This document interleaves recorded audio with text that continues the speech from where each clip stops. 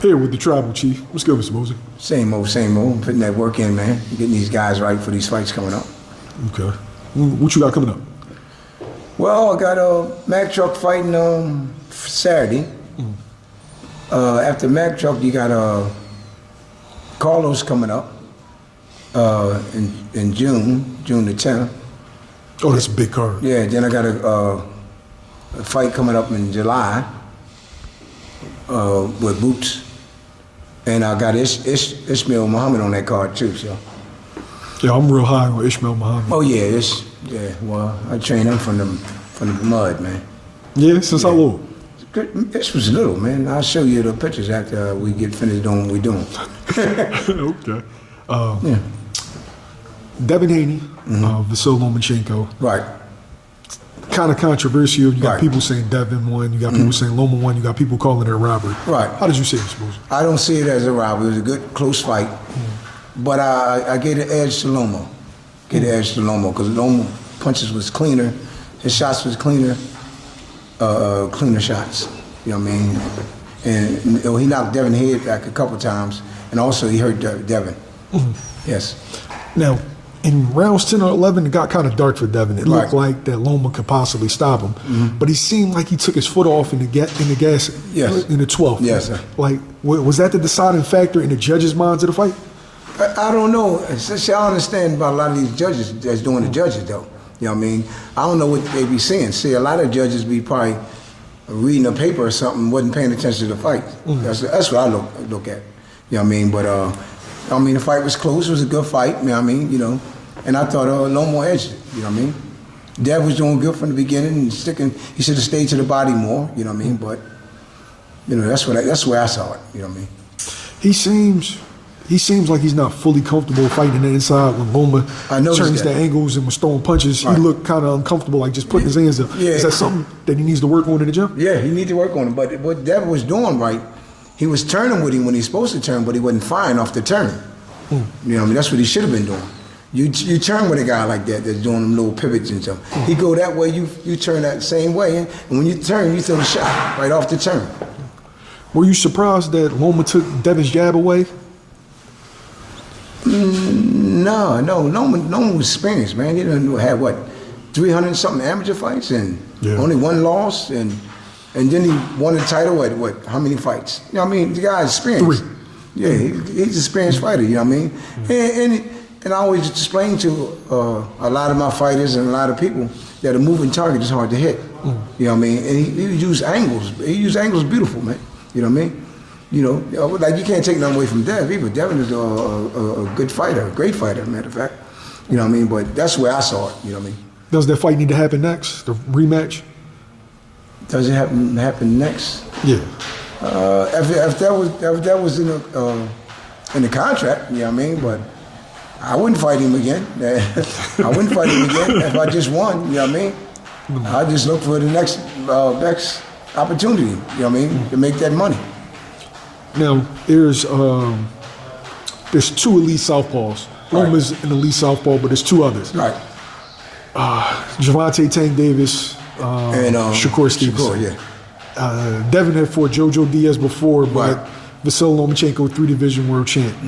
After watching him go up against the southpaw in Lomachenko, do you still think that?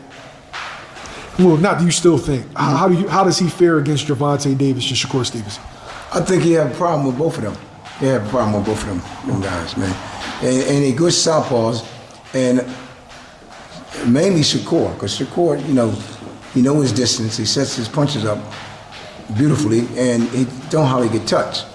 So that's going to be a good fight. That'll be a good fight, but I think that it'll be probably easy for Shakur, though.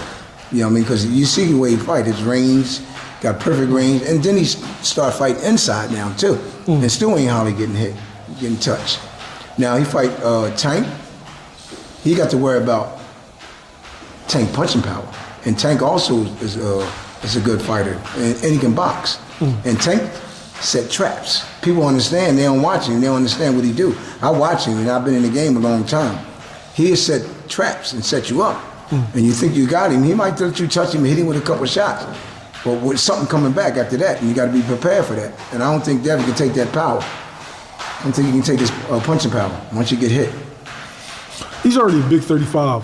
What would you suggest if you were training him? It's time to move up? Devin? Yeah. What Devin, 24 years old? Yeah, I mean, I would move up too if you're having a problem making that weight. Because when you have a problem making that weight, that also make you weak. You know what I mean? You know, it takes a lot out of you, you know? Last question, Mr. Bozy. A conversation that we had a while back. People took a 10-second clip from an interview that you did. Right. About Terence Crawford and the offer from BLK Prime. Right. And then they just ran with a whole narrative that you turned down a fight with Terence Crawford. You know that wasn't true. Yeah. Can you elaborate on it, because we never had a chance to talk? Let me tell you about it. I had a phone call from my man, Blue Blood. He called me up and says, Bo, I said, what's up, Blue? I can get that fight for you, man. We can get that fight for you with Terence. I said, listen closely. Make that fight. You know, we want that fight. You know what I mean? I said, you know, we wanted him or either Spence. It didn't make no difference. As long as we get the fight, we see where we coming from, right? He said, yeah, I can make that fight, man. But would you talk to Zab and head of Blue BLK? What's his name? Desmond. Desmond. Yeah. You know what I mean? I said, yeah, I'll talk to him. So they got on the phone. All three of them matter of fact, was on the phone. We talking. And I was taken from them that they really was trying to get us to come over their side. And I explained to him, and so the guy Desmond, he was saying, we can make the fight happen and we can do this. I said, well, listen, y'all make the fight happen. That's the fight that we want. Make it happen. You know what I mean? And we can get it on. So he says, what about you coming up? I said, no. I'm with Showtime. You know what I mean? I said, now, you want to make the fight, you call Steven Espinoza and talk to him and discuss that. Because that's who we with, you know what I mean? Yeah. You know? And when I said that, I said, plus I'm loyal to these guys. I don't just leave and go to another, promotional company or whatever you are. And he says, because it'd be nice if you, come over. I said, okay, I know that, but I don't do stuff like that. But I knew what they were implying about. They wanted me to come over to their side. So I told him, just call Steven up. When you talk to Steven, call him up, and and we can get that stuff together like that.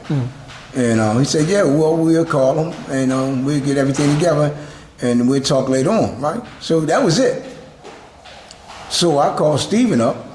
Was a couple of days later, I guess when they called him, 3 or 4 days later. And I talked to Steve, and I said, Steve, what'd they say? He said they was talking stuff, but they wasn't talking about him fighting Boots, you know what I mean? Like that. I said, yeah, but that's what they were supposed to be talking about. He said, yeah, we're gonna talk about it, and we're gonna discuss what we're gonna do with with Terence and Boots. That's what, you know what I mean? I said, yeah, well, if you want to fight, just let me know. That's just what Steven said, right? And they said, well, we'll call you later on. Never called them back. That's what happened. So they trying to say that we never turned the fight. I talked to Terence last night. We never turned the fight down. We've been wanting to fight Terence way back. So you already know that. Yeah, was Terence under the impression that you turned down the fight? Yeah, they that's what he said. That's what he said. But I don't know who he was talking to with that, about that. You know what I mean? But we never turned down a fight. I said, now listen to this. This is what I told Terence last night. You could have fought us, but you're going to fight Avanesia. And then I said, Avanesia, you could have fought us. And then Terence said, well, Boots could have been number one in the WBO. I said, Boots wasn't number one in the WBO. What's my man name? Virgil. He was number one, and just somebody else. And Boots is number 3, I think, in that organization. Number 2 and number 3, yeah. Right. You're number 2 and number 3. So we was number 1 in Spence organization, the IBF. That's who he's going after. That's why, you know what I mean? But all you had to do was call us. We would have took that fight. You ain't had to fight Avanesia. What was Avanesian ranked in the WBO? Way behind us. You know what I mean? So if you really wanted to fight us, you could have fought us. That's what I said. Yeah, I didn't understand why people just ran with the notion that you didn't want to fight when you've expressed that you wanted this fight for years. But you've been knowing it. You've been knowing it. Everybody else been knowing. We've been calling guys out. You said we take the fight. You know what I mean? Yeah. You know? So for anybody watching, did you turn down the BLK the BLK fight with Terence Crawford? No, but everybody know me. They know I didn't turn down nothing but my collar. Appreciate you, Mr. Yes, Bozy. sir. Anytime, brother.